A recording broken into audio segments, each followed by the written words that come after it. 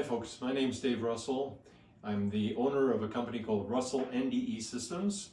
We've been in the business of developing and selling instruments for tubing inspection in heat exchanger tubings, which we sell around the world. And today it's going to be my pleasure to show you this amazing instrument called the Ferroscope 308. Thanks for coming. We sell these instruments literally around the world. You can see a lot of sales in North America and Far East and even in China. So let's get on to telling you about this Ferroscope 308 instrument. So before we talk about the Ferroscope 308, I'd like to tell you that the eddy current and remote field eddy current techniques can be found in this ASNT training manual, which we had part in contributing to. It's a very good book if you're new to eddy current or remote field. Now, for some definitions, eddy current technology is abbreviated to ECT, eddy current technology, ECT. Remote field technology is RFT, and we're going to be talking about different kinds of probes. One probe that I'm going to demonstrate in a minute is called a DA, which stands for differential absolute probe, and that's for eddy current testing. The second probe will be an absolute differential absolute, or an ADA, which is for remote field testing. So here is the Ferroscope 308 instrument. It has a connector for an eddy current probe, a remote field exciter, a remote field detector for simple probes, and a multi-channel detector at the bottom, an on-off switch, and a few connections on the back. I'll be telling you also about the calibration tubes and the probes that we make. These are typical ASME calibration tubes. They're all labeled appropriately for the different materials, with or without tube support plates. And we provide a drawing which tells you where the defects are and what their sizes are. Now the Ferroscope is going to be connected to a laptop in the field to gather the data, and for demonstration purposes we've got it hooked up to a larger display that it'll be easier for you to see what we're doing. Alright, so for eddy current inspection of brass, stainless steel, copper nickel, copper, titanium, or any non-ferrous material, we're going to use a DA probe, which is a differential absolute probe. First of all, I'll connect it to the instrument. There's one large part on the connector that is up at the top. Plug it in like that and quarter turn and you're done. The other end of the probe, this is usually 50 feet or longer, but for demonstration purposes, we've got a nice short probe for you. And I'm going to select a brass tube. This is a brass Admiralty brass tube, and F90, which is the frequency that we need to put ID defects 90 degrees away from OD defects. And for that frequency, we're going to select 8 kilohertz. So we'll now go into setting up the instrument, and to start, I'm going to put the probe inside the calibration tube. I go to the instrument and I select, on my computer, I select the logo for the EasyLog Pro, that's on up here. Double click and I get a choice to create a new file or open an existing file. I'm going to open an existing file because this has already got the settings already in it. But if I want to now add to this file with new data, I go to settings and connect my instrument. It will tell me that the instrument is located and it's establishing a connection. As soon as that's finished, it will open up automatically to a screen which allows you to put in all your frequencies. So you're going to select or change the frequency that we selected as 8 was our prime frequency. You see over here it says prime or frequency 1. 2 times prime is 16 kilohertz, or 16 hertz, kilohertz, sorry. And 4 times prime is 32, 6 times prime is 48. All of these 8 frequencies can be switched on or off depending on your choice. So once we have all of the frequencies that we like, we can balance with the probe inside the tube. And as soon as that's finished, it's going to give us an indication as to whether our drive, which is the voltage that's applied to the probe, and the preamp gain settings are appropriate. And as long as we're not red, as long as we're yellow or green, we should be fine with these settings. These are all user-definable settings.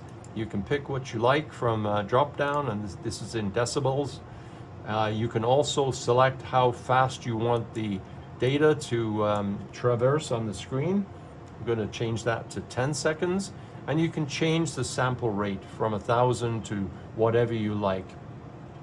Once you're finished, you balance the probe within the calibration tube, and you say OK.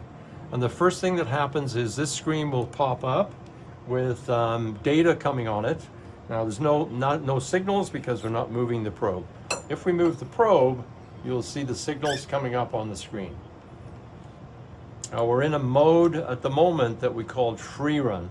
So if we want to give this a name, it could be a zone, row, or tube name for a heat exchanger, or it can be any name you like. So if we say demo, whoops, backspace, there we go, call it demo -1, and we'll re-pull the cal tube. So here's the data coming in. I can pull a lot faster than that, but for demonstration purposes, I'll pull fairly slowly so that you can see what's happening. And now we need to just move the data to the baseline, which is this dotted line in the background, and we do that by pressing the F or the N key. N for normalize, so that normalizes the data to the baseline. Now this is our ASME cal tube, which has 20, 40, 60, 80, and through hole, and the gate positions here and here define what we want to see in the voltage plane. So if we want to see this particular indication in the voltage plane, we would click the gate, and we can change the gate size, and you'll see that now it's including all of the signals in the voltage plane. But if we want to just look at one, we can either right click to define the position of the gate, or we can drag the gate down to include all of the signals. Now this signal at the bottom is actually an ID groove, which is this one, and the through hole is here, and then we've got our 80%, 60, 40, 20, and 10. And you can see that in all of the different views of the data. Each one of these is at a different frequency. This one's 8 kilohertz absolute, 8 kilohertz differential, 16 kilohertz, which is 2 times prime, absolute and differential, and then 4.8 kilohertz, which is half prime, 4 kilohertz I should say, and that's absolute and differential again. So these voltage planes are user definable.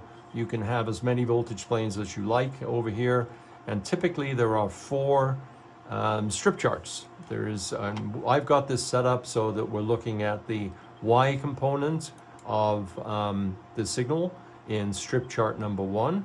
I can change that to include X and Y, or I can make it a color map. There's a lot of different choices here for displays. So for now, we'll just look at Y to make it simple.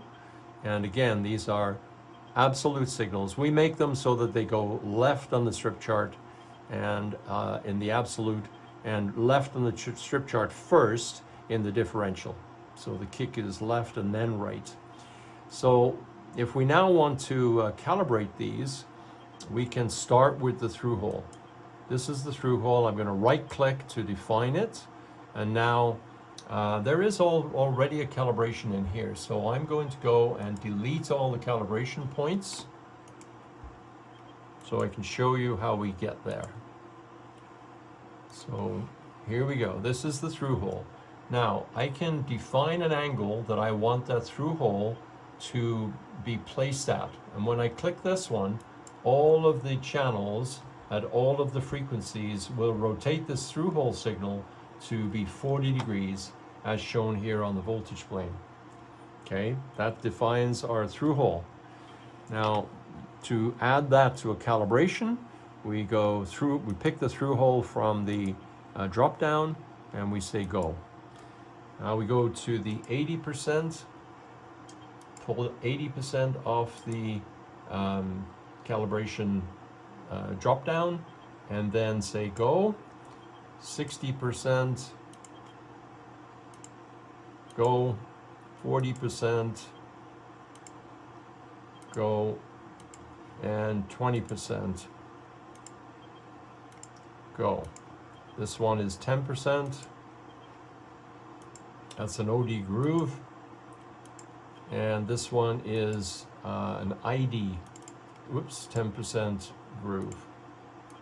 So the calibration curve has now been created, and each of those points can be displayed in any of these choices: differential, ABS1 2 times prime, differential 2 times prime, and so on. So you can pick whichever calibration curve you want. And now when you go back to these signals, it doesn't matter if you're on the absolute or the differential, at prime or at 2 times prime or half prime, it will give you what the loss is over here. So here's the loss that we are now going to add to the report. There's a 40%, add to report. 60%, add to report. 80%, add to report, and the through hole. Add to report. Now to look at the report, you just click that and you can see down here we've added these, we've added all of these cal curve defect depths. So there's the percent loss. These are the ones we just added, and it defines it as OD or ID or a through hole automatically. And here's the actual remaining wall in thou. And then the degrees, the phase angle degrees are recorded, the voltage is recorded, the flaw index is recorded, and that can be either time-based or odometer based, and the position within the tube, the top gate, bottom gate positions are also recorded, and the difference between the two, which tells you the defect length. So, to tell you about capture. Some of the other nice features about this software called EasyLog Pro are that we can capture a screen just by clicking one button, telling it where to save that, and giving it a name or accepting the default name, which would be the tube and zone name, and save that, and you can recall that at any time, or you can go directly with the screen to a connected printer. So that's all very simple for you. The other thing that's very nice about this software is they're user-definable windows, so we can make any of these windows as big as we like to show the detail. Good. Some more useful features in this software is that you can zoom in and out really easily by just pressing the I key to zoom in and the O key to zoom out.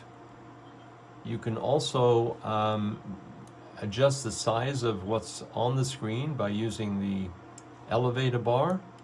That will zoom in or out on the signals of interest. You can also display a color map, and the color map is adjustable with these controls. You can get rid of the, if it's slaved to a differential signal, you can get rid of one side of the signal or the other. And this is really effective on multi-channel probes, but on this particular probe we only have one coil in there, so everything goes right across the whole C-scan display. Now, if you're doing a heat exchanger job, it's very handy to be able to create a tube list. So here we have a drop down under Tools, Create Edit Tube List. Very easy to use. You would just add a rule, and the rule could be this. We want to define a zone. Let's say that the zone that we're doing is the north zone. And then in row number 1, how many tubes are in that row? Let's say there's 5. And we're going to inspect every tube. So we'll now create the number of tubes from that rule. The little brackets at the end of the tube number are empty, but once we have data associated with that tube, it'll change to 1 or 2 or 3 depending on how many scans you've done. If we want to add row number 2, it will automatically increase to number 2. We were on the north zone, and let's say that there are 7 tubes in that row, and likewise for zone 3, let's say that there are 10 in that row. And see, we're building a tube list, and we can do that through the whole exchanger, adding thousands of tubes very, very quickly. Now let's say within the heat exchanger bundle we've got some that are already plugged. So we can select that tube and use the buttons here to change the status of the tube, in this case to plugged. I'm going to say don't ask this again because it can be annoying, but now you see there's a P next to that tube. If I choose another tube and it's hidden behind something so I can't inspect it, I can change that to hidden, and likewise I can change this one to, let's say, untested, and maybe another one to blocked. So all of these symbols will, or this is R for restricted, same thing as blocked. You can sort this list by name as it is now, or as entered, and it will be in the order that you put them in, or in the order by the tube number. You can export this and re-import it for the next job in an ASCII file format. We can look at the details of a tube after we've got data in it, and it will tell you what frequency it was inspected at, the drive voltage, the channel name, the total preamp gain, the date and time that it was acquired, the probe name that you input at the beginning of the job, the sample rate, and the actual sample rate. So everything that you need to know about a tube is right there at your fingertips. You can also tell it to go to the next tube in the list automatically. So when we're going through gathering data, the number for the next tube will be updated automatically. So just to demonstrate that to you, we've already got a tube called Cal1, and now we've created a tube list. So if I want to do tube 1, tube 1, oops. It should probably be chopped up. Oh, yeah.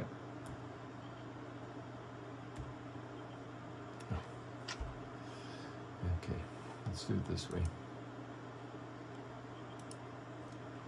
All right, so now we're going to inspect the tube. It's going to be the same tube that we just calibrated on. Just to show you. We will now collect data again. Normalize that data so it's on the screen. And you'll notice that this is already indexed to the next tube. So all I need to do is insert the probe on the next tube, start my calibration or my tube scan, and away we go. It's already indexed to the next one. Why did it skip 3? Because 3 is the one we identified as plugged. Obviously can't inspect a plugged tube, so that one was skipped. Now you notice that the 1 is appearing now in the brackets to tell us that there is data on that tube. We can go back at any time and show the data that we got from that tube, and that's the tube that's on display. So if it's got data in the tube, it will pull up the data from that tube immediately.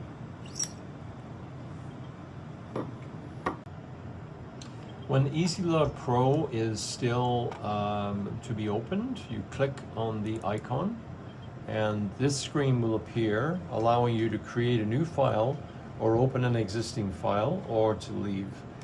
If you want to create a new file, you need to choose RFT or eddy current. RFT and NFT, the same location on here, and then choose next. The wizard takes you to ask for a project name. So let's just call this demo RFT, and it's going to give you a chance to place it in a defined folder. You need to tell it whether you're doing a heat exchanger or a boiler, and whether you want to use metric or imperial. You tell it the wall thickness of the tubes, which you get from the tube details that are on the calibration tube. So this one is 083. We'll change that to 083. And the OD is 750. The length on this one is only about 3 feet. And we're going to do time-based inspection. The material is carbon steel. It's also on the label. This is 214, SA214. Closest one we have to that in the drop-down is SA213. So we'll choose that and click Finish. That will bring you to a place where you can actually create a tube sheet map that we won't talk about right now, so we'll skip this step. And the next thing you do is to connect to the instrument. So instrument settings, Ferroscope located, establishing connection with Ferroscope. And when it finishes, it will be allowing you to put in the frequency and drive. So we'll use these default settings that are stored in the instrument of frequency of 125 Hertz, second frequency of 250, drive volts of 1 and 2, preamp gain of 8, 8, and 80 for the differential, and a drive current of not set yet. It's time-based rather than odometer-based, and we're going to traverse the screen in 10 seconds.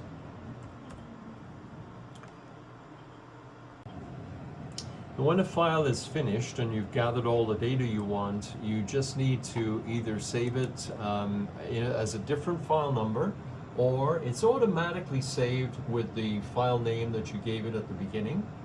So all that's left is to close the file, and it will bring up, stop, because it didn't do it.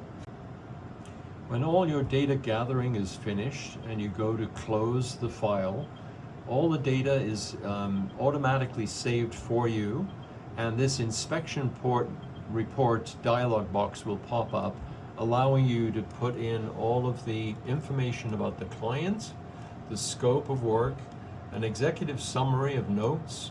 You can import pictures into here of the heat exchanger. You can put in all of the details of the heat exchanger, equipment information for gathering the data, instrument settings, some of which are automatically saved for you, the technician qualifications, and so on.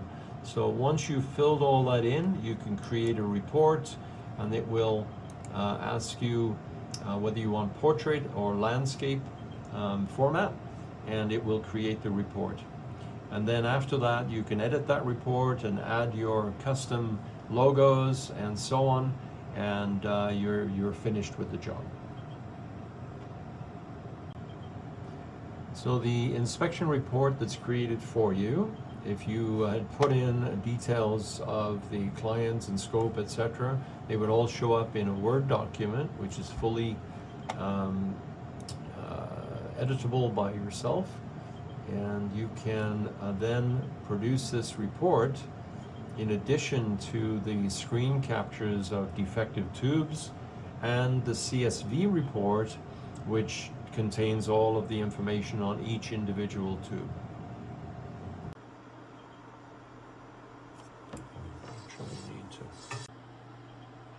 Okay, so now we need to connect our probe, and we do that with a remote field probe. You have an exciter and a detector connector. So this is a simple probe. It will go into this bottom RFT connector, and in this case the connector is at the bottom. There we go, and the exciter is up here. So quarter turn, now you're all connected. Next thing we do is we take our probe and we want to gather some information about it. So we apply these settings, and now we're going to get our air reading. So this is with the probe in air. We'll say connect or get free air reading. Okay, so it says please place the probe in free air away from any metals or noise source and click OK. It's gathering the data from the Ferroscope. And it says it's successfully recorded. Now we need to get our nominal base phase. So we're going to put it in the tube in a place where there's no defects. So about that far in. And we will get the nominal tube reading. Okay. And we're good to go. So now we just say OK. And we're in free run again, same as we were before. We can normalize any time and start pushing the probes through, and you'll see that there are defects appearing on there. All right, so now these defects that we saw in this calibration tube are showing up on the screen. We'll explain that a little bit more in a minute. But let's set the screen up so that it's meaningful to us. So we go to display settings, and within display settings we can say what we want to have in strip chart number 1.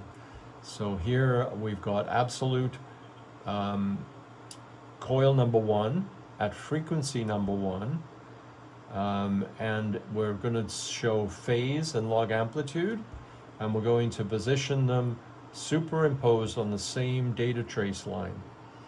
We're going to have a total of 10 division lines, and we're going to ignore the end effect of 10% of the signal. All right, so that's all good. This is a configuration where you tell it how many phase degrees is the maximum phase that it can display, and we'll tell you how that's important. All right, so now you can go to strip chart number 2, and now we're going to select a differential between absolute 1 and absolute 2. So that differential can go there. You can also have a mix signal, a differential mix, a software differential, a Q coil, and a C filter, special software interpretations of what the data looks like. So differential A1, A2 in both channel 1 and channel 2. We're going to display the X component and the Y component, and we're going to place them on data trace position 3 and 6 and have a total of 10 positions. So if we apply that, we can go on and set up number 3 and then set up number 4. Now let's just skip those for now. Now we're ready to have a look at the data. We can re-pull that calibration tube, which I'll call Cal 1. And we're going to start collecting data. Pull speed for a remote field is a little bit slower than eddy current. So these are the defects coming in real time. And we are out. So there's all the defects from this cal tube. We will just normalize the data to the baseline, and we'll turn up the view gain on the differential so that we can see what signals we've got there. There they come. If these signals are not rotated correctly on the XY voltage plane, we can just increase the gain there, and we can rotate those signals by right-click and drag to an angle that we like. Looking at the Y component over here, this is the X component.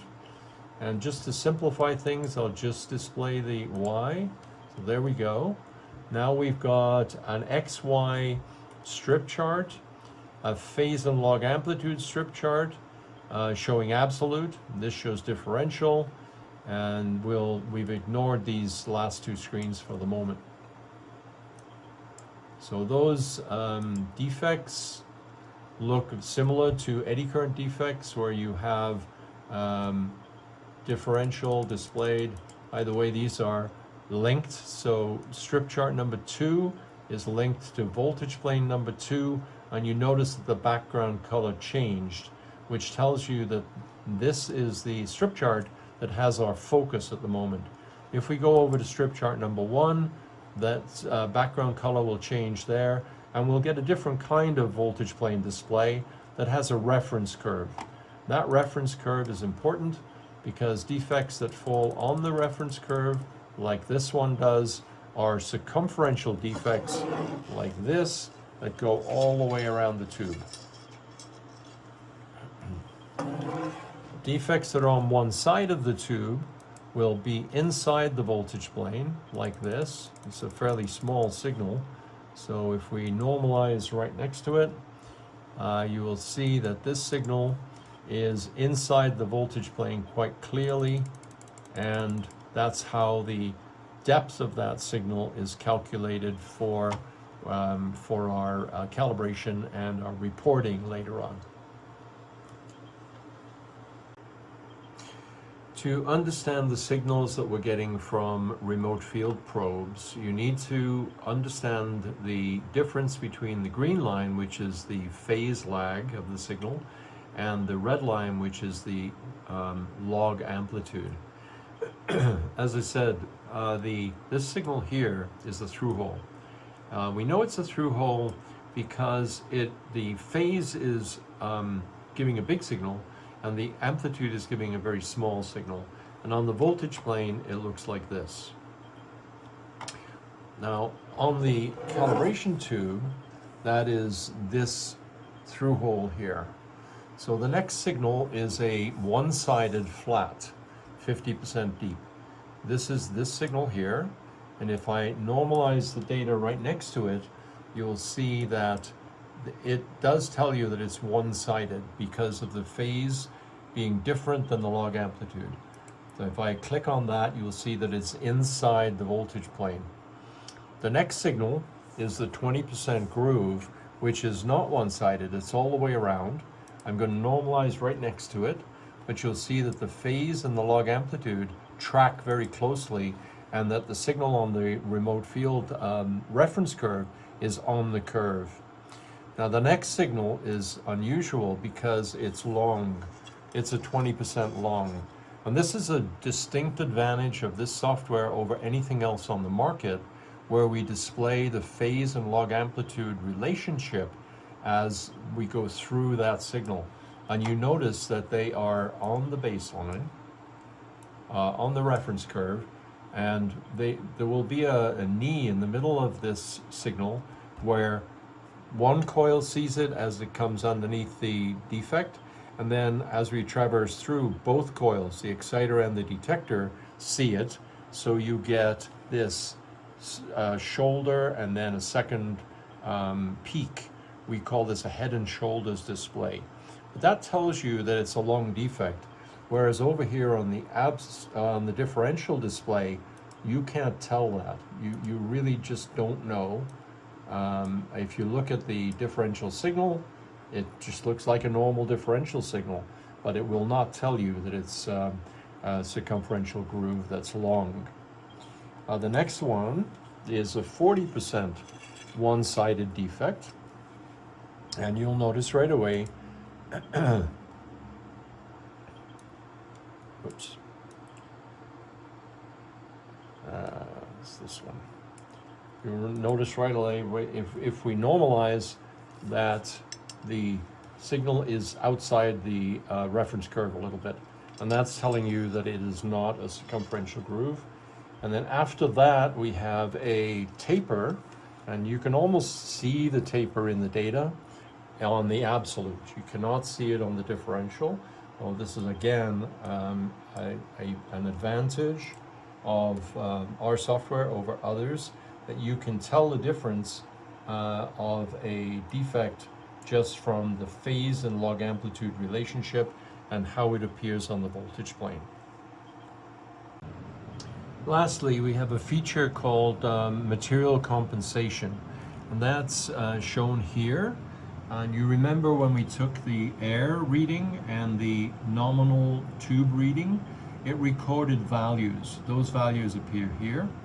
And the cursor position on the data where it is right now here, the values that it's getting from the tube are very close to the nominal values that we recorded earlier.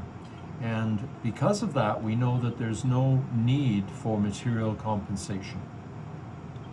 In the field, when you go across, come across a tube that has different material properties, but the same diameter and wall thickness of the tube that you calibrated on, it will show here as different. It will be red, for instance, like this.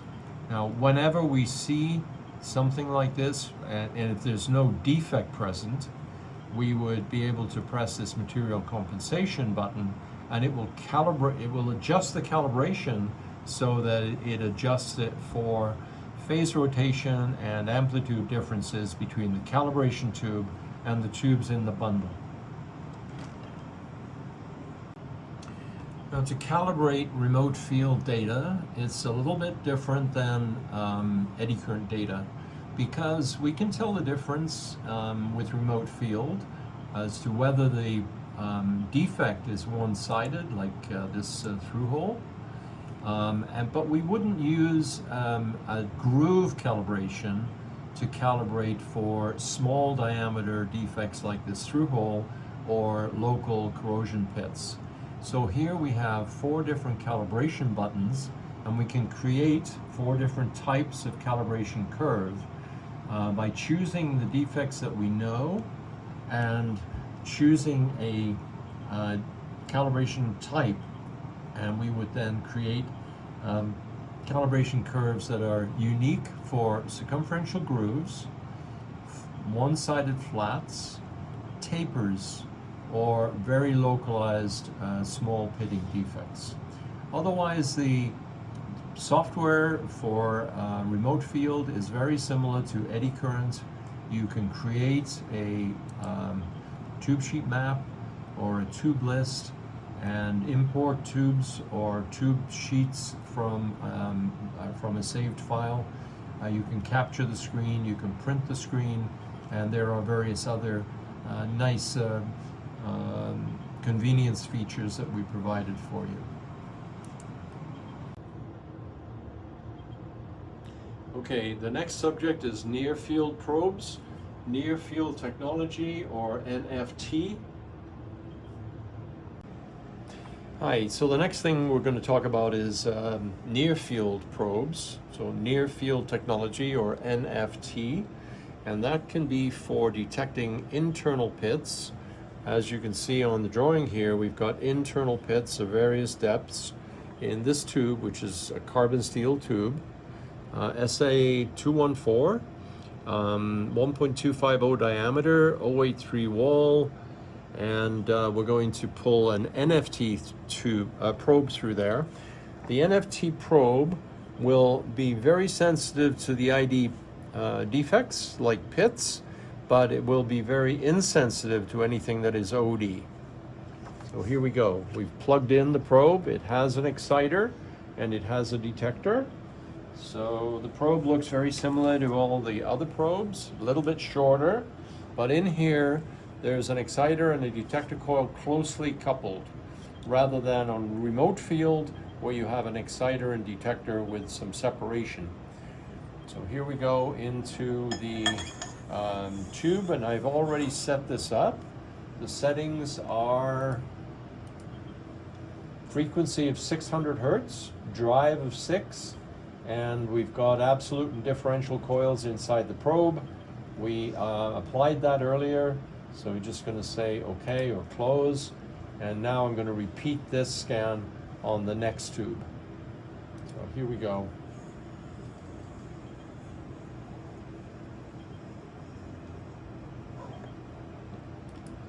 All right, so those are the internal defects that we've got in our calibration tube, with the through hole being the first one you see at the top. This is the through hole, and then we go to 420%, a 40, a 60, an 80, and a through hole.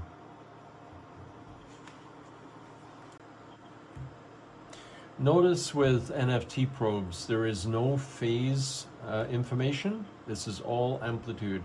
I can tell that when you frame a defect and look over here.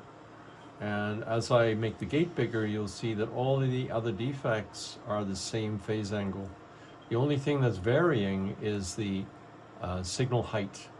So very small amount of phase shift for that one. So you have to have an amplitude calibration curve. And I've already just calibrated this, and the amplitude calibration curve looks like this. I just used 3 defects that were the same physical dimension in diameter with varying depth.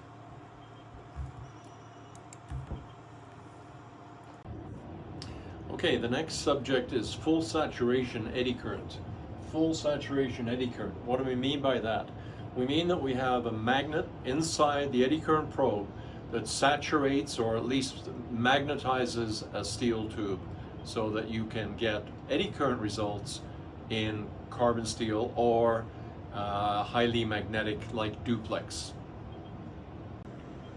So we're going to demonstrate the full saturation eddy current on a duplex stainless steel tube which is highly magnetic. So this is SA789 duplex 2205.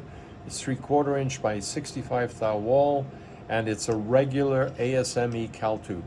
Regular ASME cal tube defects. And if we pull through, you can see the defects coming in real time.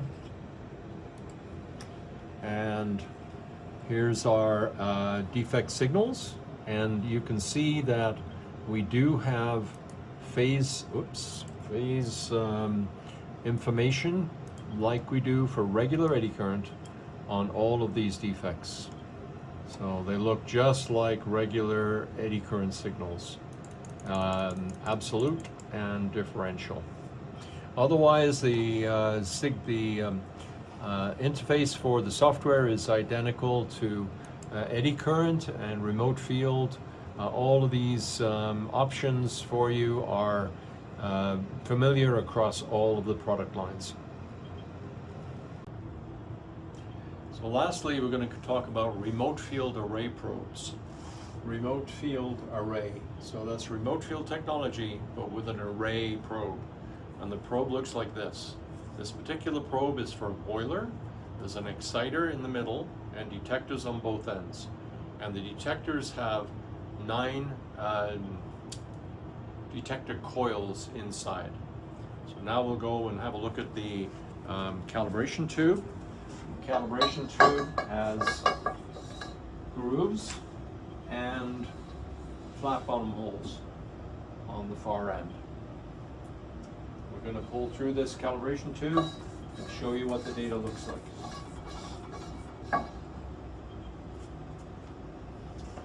So here we go. Pulling through the calibration tube, data's coming up real time. 1 defect, 2 defects, 3 defects, groove and groove. Okay, so what we have on our display is A regular absolute coil display. These are the one-sided defects. These are the two grooves. And these signals in between are the exciter as it's going over the grooves. So we can also show a 3D display or color map. The color map is here, and it's slaved to this data.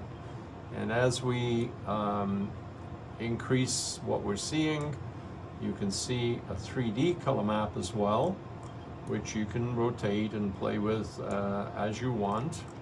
And you can increase the gain or the amount of 3D to make it very intuitive as to what's being seen.